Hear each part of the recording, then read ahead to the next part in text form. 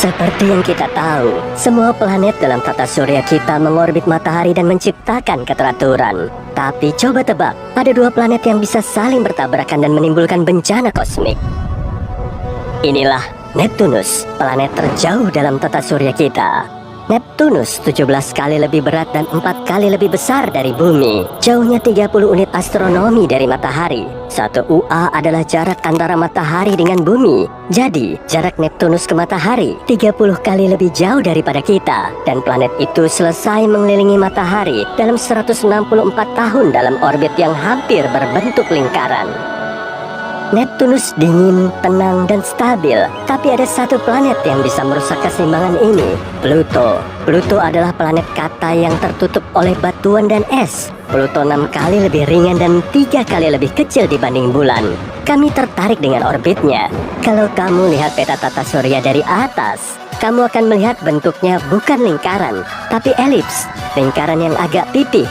Pada titik terjauhnya, Pluto berjarak 49 kali jarak bumi matahari. Ketika bergerak, Pluto mendekati bintang itu. Pada titik terdekatnya, Pluto kira-kira 29,5 UA dari matahari. Itu lebih dekat dari Neptunus. Jadi secara hipotesis, keduanya bisa bertabrakan. Mari kita lihat tabrakan ini di barisan depan. Lebih dekat lagi. Bagus. Neptunus dan Pluto saling mendekati satu sama lain. Keduanya adalah dunia yang sangat dingin. Tapi keduanya mulai berinteraksi secara gravitasi. Seperti dua magnet, ini membuat planet-planet itu menghangat dari dalam. Neptunus adalah raksasa gas. Di sana tidak terdapat permukaan padat. Jadi belum banyak perubahan di dalamnya. Tapi permukaan Pluto berbatu-batu. Karena pengaruh gravitasi Neptunus, Pluto mulai retak. Pluto terus-menerus mengalami gempa. Ini menjadikannya makin panas. Ketika hampir menyentuh raksasa gas itu, Pluto mulai hancur dari dalam. Di samping itu, atmosfer Neptunus sangat padat. Maka planet Katai itu mulai menyala karena gesekan dengan gas-gas di atmosfer bagian atasnya. Jadi, tabrakan ini tidak membahayakan Neptunus. Tapi ini tidak bisa terjadi sejak awal, sebab orbit kedua planet itu tidak benar-benar bersilangan. Yuk kita lihat peta tata surya lagi, bukan dari atas, tapi dari samping. Kesembilan planet berada dalam garis horizontal dari matahari. Jarak masing-masingnya besar dan orbitnya tidak bersilangan. Inilah orbit Pluto. Bisa kamu lihat, orbit ini relatif miring dibanding orbit semua planet. Orbitnya mulai dari bagian atas, lalu turun ke bawah orbit planet-planet, lalu kembali. Jadi Pluto tidak pernah bisa bertabrakan dengan Neptunus. Tapi tabrakan planet sudah pernah terjadi dalam tata surya kita. Dan berkat tabrakan ini, kehidupan muncul di bumi. Mari kembali ke masa 4,5 miliar tahun lalu. Bola lava panas ini adalah bumi. Bola ini baru terbentuk dari awan debu dan mulai menjadi dingin. Tapi kemudian, planet kelana seukuran Mars muncul di cakrawala. Namanya Theia. Tidak bisa dihindari, planet ini mendekati planet kita. Tabrakan dengan Theia ini terjadi pada sudut yang sempurna.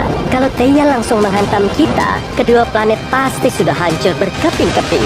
Tapi Theia menghantam kita pada garis singgul. Planet ini melontarkan sebagian materi dari bumi muda dan hancur berkeping-keping. Theia tidak bisa melanjutkan perjalanan sebab bumi memerangkapnya dalam gravitasinya. Sebagian besar dari planet ini tetap dalam orbit kita.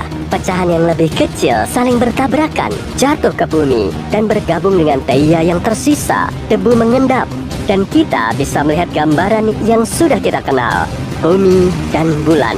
Ini adalah teori utama bagaimana bulan bisa dekat dengan kita. Para ilmuwan bilang, tabrakan inilah yang menyebabkan munculnya kehidupan di bumi. Theia membawa banyak es yang berubah menjadi air di planet kita. Bulan baru itu menstabilkan rotasi bumi dan kondisi di bumi menjadi sempurna untuk munculnya kehidupan. Ada tabrakan lain yang bisa menimbulkan gelombang ledakan yang akan menyebar sejauh ribuan tahun cahaya, yaitu tabrakan bintang. Ini biasanya terjadi dalam sistem biner dengan sebuah katai putih dan bintang biasa seperti matahari kita. Katai putih adalah sisa bintang yang telah padam. Ketika makin mendekat, keduanya mulai saling mengitari dalam bentuk tarian spiral. Katai putih menarik turun lapisan atas bintang yang lebih besar itu. Plasma panas dan debu bintang ini membentuk piringan bercahaya. Kedua bintang makin mendekat.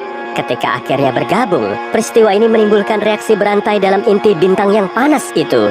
Massa materi terlalu keras menekan inti bintang. Ini menyebabkan bagian dalam dari kedua bintang itu makin memanas, lalu mengembang, membentuk supernova. Ini adalah salah satu kejadian paling terang di alam semesta.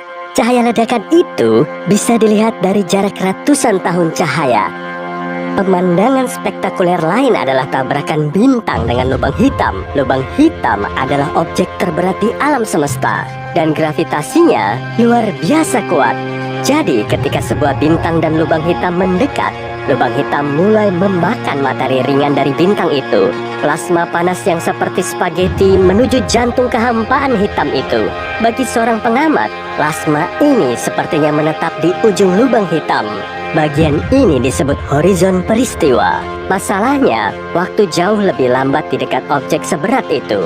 Jadi kita mengira materi itu menetap di horizon peristiwa, tapi sebenarnya sudah lama memasuki jantung lubang hitam.